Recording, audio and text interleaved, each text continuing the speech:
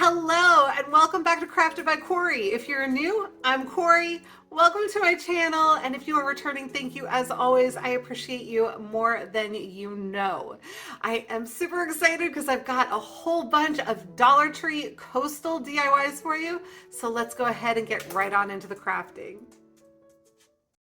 DIY number one. All right, I have these little crates from the Dollar Tree. You can see one of them I used for another project not too long ago, but I'm going to repurpose it because I needed three and I only had two left in my stash. So we're going to reuse and recycle. These other little glass candle holders are also from the Dollar Tree. I had envisioned this project with five. I think I saw something similar to this on Kirkland's and I was trying to recreate it. But because of the seams that I have there with my little crates, I ultimately decided I was just going to work with three of these little candle holders.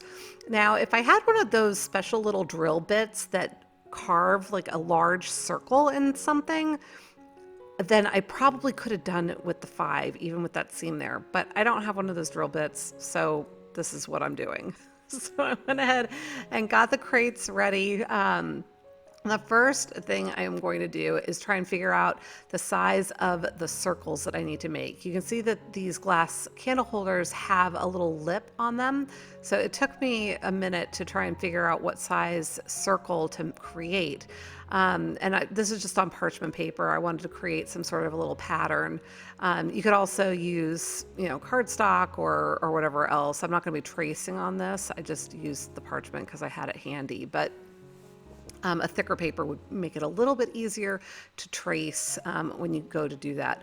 But you can see I can pop it right in here. It's not falling down inside the candle holder, but down to the bottom, but it's falling down inside the lip, and that was what I wanted. So I'm going to go ahead and trace that onto the center of the bottoms of all my little crates, because that is actually going to become the top for this particular project. So I centered it as best as I could. I didn't bother to measure it the way that I do sometimes. But once I had all of the circles on there, and you can't really see it so much on this one that was already stained, but it's just like the other two there. And I'm following with my X-Acto knife the circle pattern.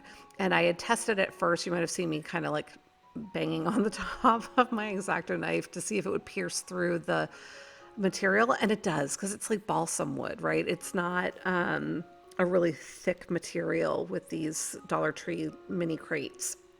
So I'm just working it over and over. I had traced it with the X-Acto knife a few times, not traced, but scored the line. And then I went in and kind of sawed at it a little bit until I got it all done. Now, this does take some effort. This does take some time. You can see I was able to pop my little candle holder in there. It fits perfectly. That's what I'm looking for. Again, if you have one of those drill bits, it's going to save you a ton of time. Otherwise, this does work, but it's just going to take a little bit of effort. So I'm just showing you here where you can see a little bit better how I'm scoring around and around. And then I get impatient. So then I start like puncturing it. But once I had the three circles cut out, I grabbed some sandpaper and I'm just going around the inside of the holes that I've carved out of the bottoms of the crates, just smoothing out the edges, making sure that they're a little bit less ragged, so to speak. I don't mind a little bit of what's the word I'm looking for, rusticness, but I don't want them to be like splintery. So you can see I am going ahead and I am staining the other two with my antique wax. I just want them to match the other one that's already stained, right? I am going to be painting all of these, but I was thinking I might use some sandpaper on them to distress them after I painted them. And if I ended up doing that, I wanted to make sure that everything was uniform and the same color of wood grain underneath. So I did take the time to do this. If you are starting with them all natural wood and you don't want to have to stain them, you don't have to, right? The only reason I really stained these is because one of them was already stained and I wanted them uniform. So here I'm coming in with my Adirondack white chalk paint, and I'm going to give everything just one good coat of paint. Now, I realized later that I should have, and actually this is where I realized it, I should have attached them all before I painted them.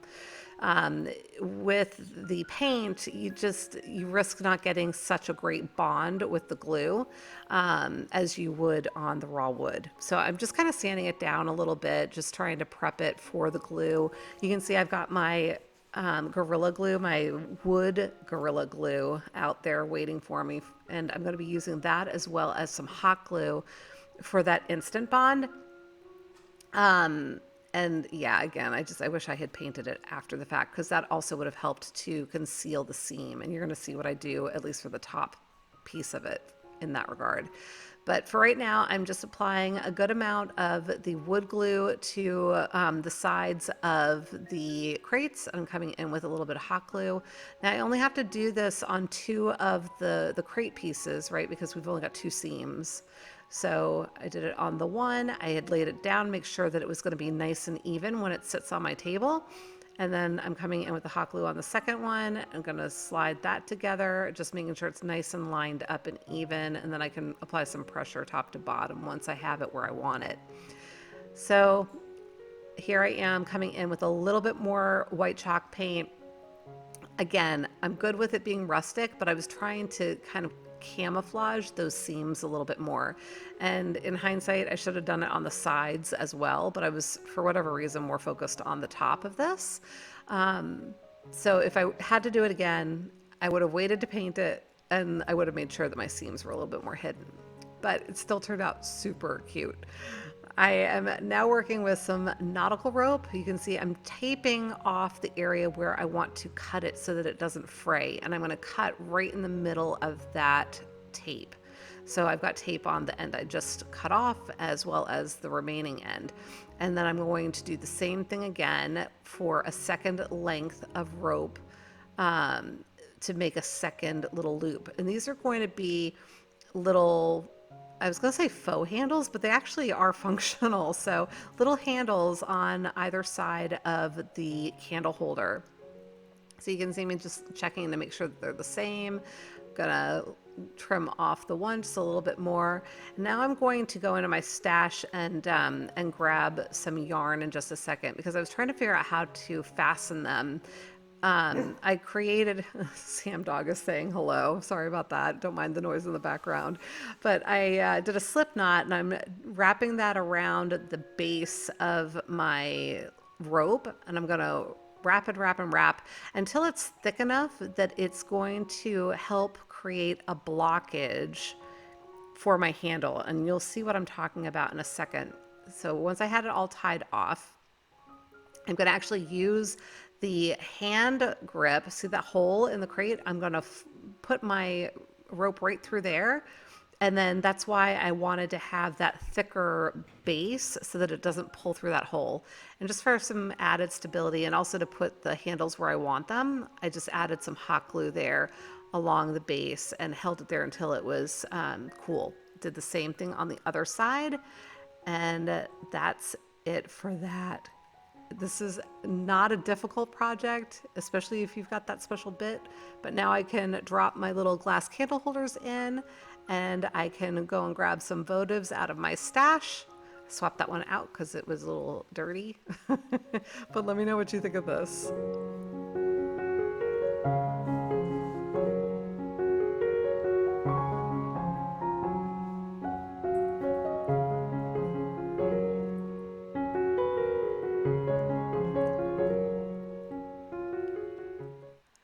DIY number 2. All right, this is a little glass candle holder from the Dollar Tree. I also have a whole bunch of sea glass, also from the Dollar Tree. And I don't know what you would call this particular project, but we'll try and figure that out together here. So what I'm going to be doing is dumping all of the sea glass out on my table, because I'm looking for particular pieces. I'm looking for pieces that are a little flatter and not too thick, because I'm going to be creating a new surface within the lip, I would guess you could say, of my candle holder, because it's kind of like a very shallow bowl and that's probably a bad description because the lip on this is so slight, but I'm looking for pieces of sea glass that will fit kind of within that surface, if that makes sense. So I'm just arranging it all the way that I wanted. I'm trying to mix up the colors and making sure that I've got enough of everything in there. And I was just showing you my school glue. I am literally just going to pour school glue all over the surface of this piece. And just making sure everything is covered and nice and secure, making sure that I get it all in all of the nooks and crannies, and also being careful not to have it go over the lip of the base piece that I'm working with. I don't want it overflowing. I want it all to remain contained within this structure. And if you've worked with school glue in the past, you know that it dries clear, right?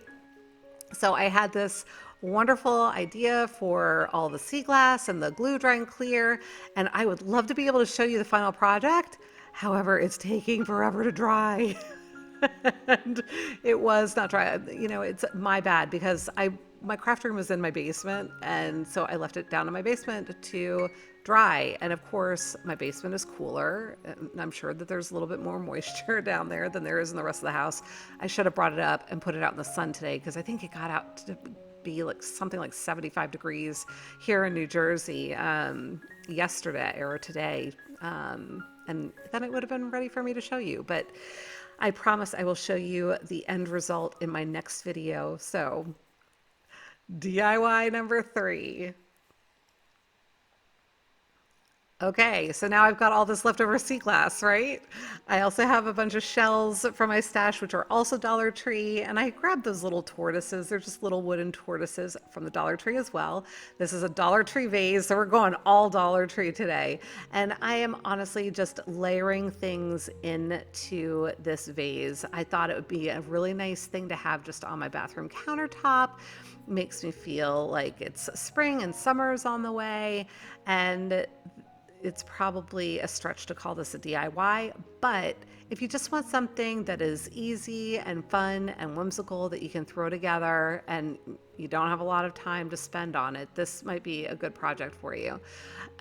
So just dropping everything into the vase, arranging it the way that I want it, and going to drop in more sea glass.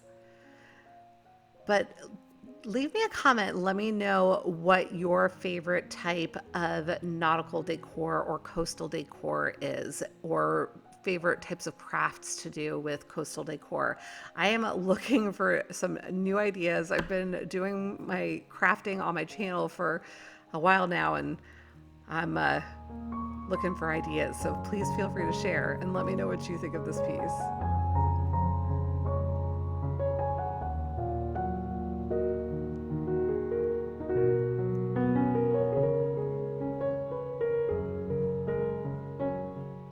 And now it's time for a shout out timeout. Sweet Kathy, these are just so nice. And I love the watermelons. Beautiful Valerie, Easter is this weekend right before I'm filming. Looking forward to it. And adorable Mary. Mary made these for her grandsons and for her son and daughter-in-law. And great job, Jeanette. This was inspired by something I did a couple of weeks ago. I love it. And wonderful Julie. I am so excited for spring and summer. I would love to give you a shout out if you have interest. So please just go ahead and send me an email at craftedbycorie@gmail.com. DIY number 4. All right, I've got another one of these little glass candle holders from the Dollar Tree. This is a very similar project because as I was doing the project with the sea glass, it was occurring to me that it would work really well to do it with all these glass beads that I've had in my stash for a while. These are all from the Dollar Tree, and as you can see, they're all different colors. I'm focusing on, I have other colors in my stash as well, but I'm focusing on a little bit of the clear with different shades of blue and green because this is really my coastal theme going on here. And I was digging for those cobalt blue glass beads because I thought that they looked so pretty and I wanted more of them in here. So I ended up going back to it. You can see I've got another bag of it there, but I didn't want to open the new one because I knew that I had some loose ones in my stash. So I went back real quick and grabbed a bunch of the darker blue, and I'm just kind of piecing them in there. I'm making sure that everything is nice and snug without overlapping. And these were the perfect height for this project. And I'm going to do the exact same thing again. I'm going to take my glue, my school glue, once I have everything arranged. You can see I'm still kind of pushing them around to see if I can fit in one more glass bead because I don't want there to be big gaps. So now I'm just going to come in again with my glue. And I am going to go ahead and fill it in and fill it in and fill it in. Now, one thing I did find with these two projects is that there were quite a few air bubbles. And you might have noticed on the last project of this type that I was using my little piercing tool trying to pop the bubbles. I had also, at first, you might have seen, tried to use my heat gun. I was thinking that maybe perhaps like with resin, if I used my heat gun on it, the bubbles would pop. I didn't really have good luck with the heat gun. I think it was probably drying the glue on the surface and locking those bubbles in. So I had a little bit more luck with the piercing tool, but it was still, I found it to be a challenge. If you have any ideas on how to pop bubbles in glue, let me know, because I was struggling a little bit with that. So I kind of just ended up leaving them, and I figured, you know what, they'll add a little bit more interest to the project if you can even notice them once everything is dry. But I'll have to share this one with you later too. Okay, everybody, that's it for today. If you enjoy the project, as always, please remember to give me a big thumbs up, leave me a comment, let me know which one was your favorite. And until the next time, be well, be kind, and make it a great day. Thank you so much for watching. Take good care. Bye.